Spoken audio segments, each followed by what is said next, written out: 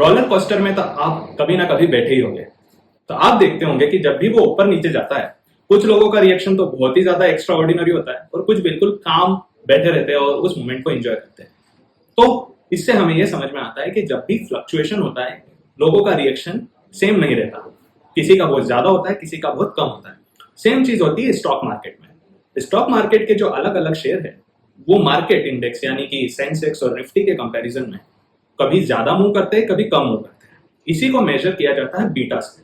तो आप कई जगह देखते होंगे बीटा टर्म्स को स्टॉक मार्केट में। इसका ये मतलब है कि मान लो कोई शेयर है जैसे एचडीएफसी बैंक, अगर शेयर मार्केट का पूरा इंडेक्स एक दिन में 1% बढ़ रहा है और एचडीएफसी बैंक भी 1% ही बढ़ रहा है, या डाउन मार्केट में दोनों 1% घट रहे हैं, तो इसका मतलब हुआ कि एचडीएफसी बैंक का बीटा स्टॉक मार्केट से 1 पे है, यानी दोनों एक जैसा मूव करते हैं।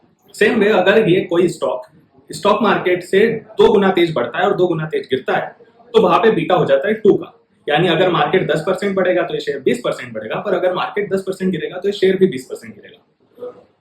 इसी तरह अगर कोई ऐसा शेयर है जो मार्केट से स्लो बढ़ता है घटता है, तो उसमें बीटा 1 से कम होता है।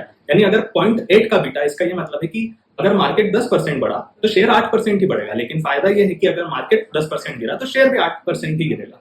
सो इससे यह समझ में आता है कि अगर हमें थोड़ा स्लो चलना है मार्केट में, ज्यादा वॉलेटिलिटी नहीं पसंद है, तो हमें लो बीटा स्टॉक्स को लेना चाहिए।